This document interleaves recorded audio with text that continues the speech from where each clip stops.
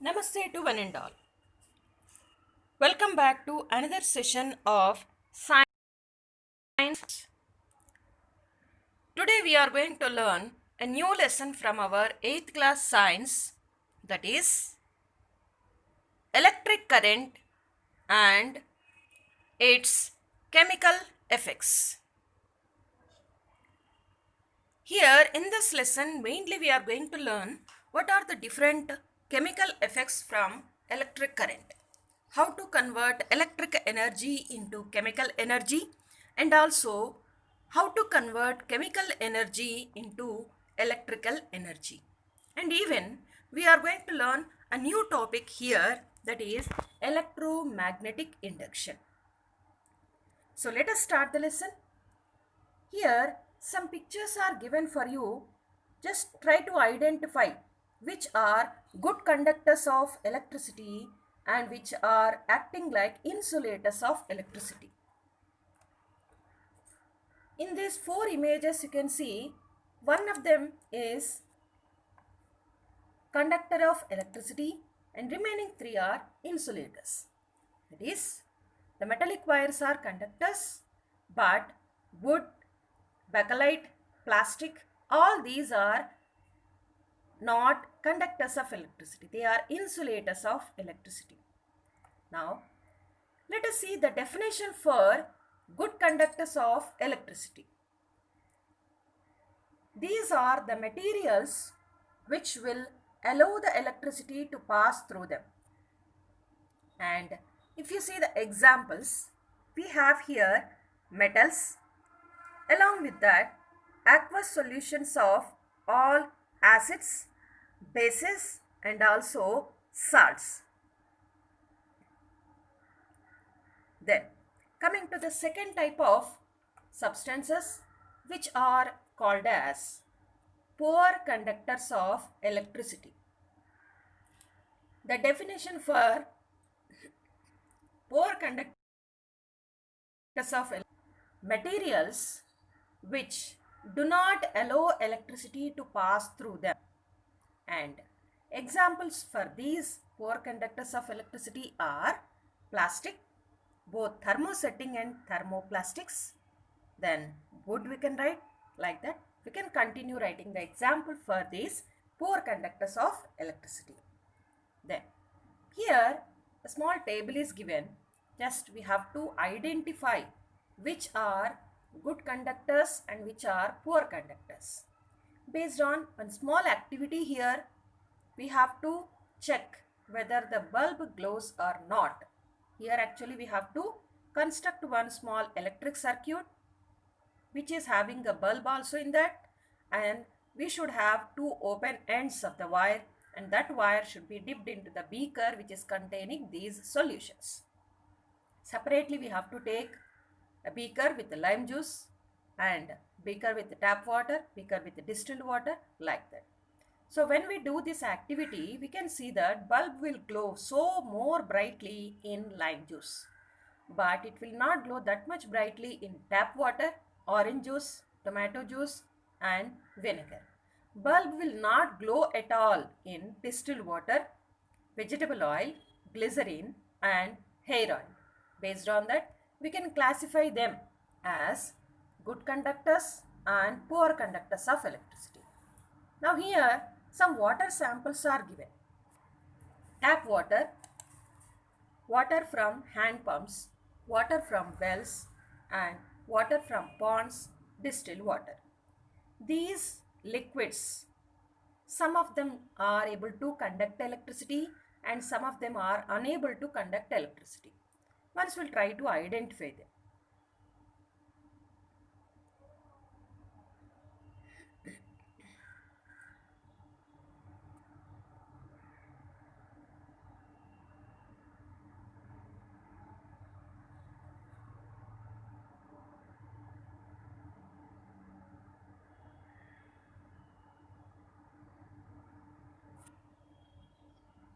If you see these samples, 4 samples have gone into some place and only distilled water has gone to other place. What is the reason? Because that 4 samples, tap water, water from hand pumps, wells and ponds, they are having some characteristic. What is that? They are having the property of conducting the electricity. That is why they have gone there. All the four samples are able to conduct the electricity. But what about distilled water here? It is unable to conduct the electricity. That is why it came to a separate place. Now, after completing this, just once we'll see why these all liquids are able to conduct the electricity. For this, mainly we can say three reasons. What are the three reasons? They contain ions, and these ions are mobile. They will move from one place to the other, and they carry some charge along with them. These are the three reasons why these liquids are able to conduct electricity. Whichever liquids are not having the ions, then they will not form, means they are unable to conduct the electricity. If you want to convert distilled water as an electrolyte, if you want to convert that into conducting the electricity, then what we have to do here?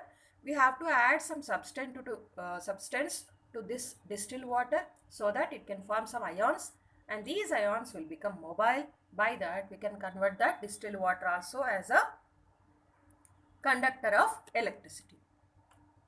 And based on the property of these liquids, based on the property of the electrical conductivity by the liquids, we can convert them, we can classify them into two types mainly. So we'll see that two types.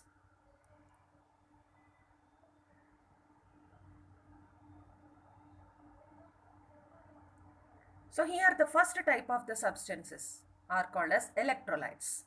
We are talking mainly about liquids here. Electrolytes which can conduct the electricity. Then non-electrolytes which cannot conduct the electricity. What is the reason? Because they don't have ions. But if these non-electrolytes are added to some other substance, that substance can be ionized in the presence of these non-electrolytes. Then they also will start conducting the electricity. Let us see some examples for these non-electrolytes.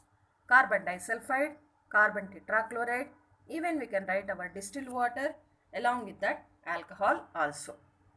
Okay, now coming to electrolytes. These electrolytes are nothing but compounds which conduct electricity, molten state and also aqueous state. And it simultaneously undergoes decomposition. Whenever electric current is passed through that, it will simultaneously undergo decomposition to form ions. So, based on the extent to which they can break into ions, whether they will break into ions 100% or less than 100%, based on that, they can be classified into two types mainly. What are those? Strong and weak. Strong electrolytes and weak electrolytes. Now, once we'll try to see what are these strong electrolytes. Strong electrolytes will get ionized completely 100% to form free mobile ions in the solution. So, they will have large number of ions for conducting the electricity. Examples: sodium chloride solution, molten sodium chloride, that is liquid form of sodium chloride, pure sulfuric acid, along with that copper sulfate solution. Coming to the weak electrolytes, these will get ionized partially, not 100%, to form free ions in the solution. Hence, small number of ions are available for conducting the electricity. That is why the bulb was not glowing that much brightly in the case of our tomato juice, orange juice or vinegar, because they have small number of ions. They are not ionizing 100%. Let us see some examples for this. All weak acids and weak bases you can write for this. Acetic acid, ammonium hydroxide, tap water. These all we can write as example for the weak electrolytes. Now, here some materials are given here, some liquids are given here. In these all, which are strong electrolytes and which are weak electrolytes, we have to identify. Seawater, nitric acid, carbonic acid, ammonium hydroxide, sulfuric acid, copper sulfate solution, tap water, oxalic acid, sodium chloride solution, citric acid, hydrochloric acid, potassium hydroxide solution, and tartaric acid. In these all, which are strong and which are weak electrolytes, we'll try to identify that. And after identifying, just check with this list. Seawater, nitric acid, sulfuric acid, copper sulfate solution, sodium chloride solution, hydrochloric acid, potassium hydroxide solution, all these are strong electrolytes. And coming to carbonic acid, ammonium hydroxide, tap water, oxalic acid, citric acid, tartaric acid, all these are weak electrolytes. That's all about today's session. We'll complete the remaining topics in our next session.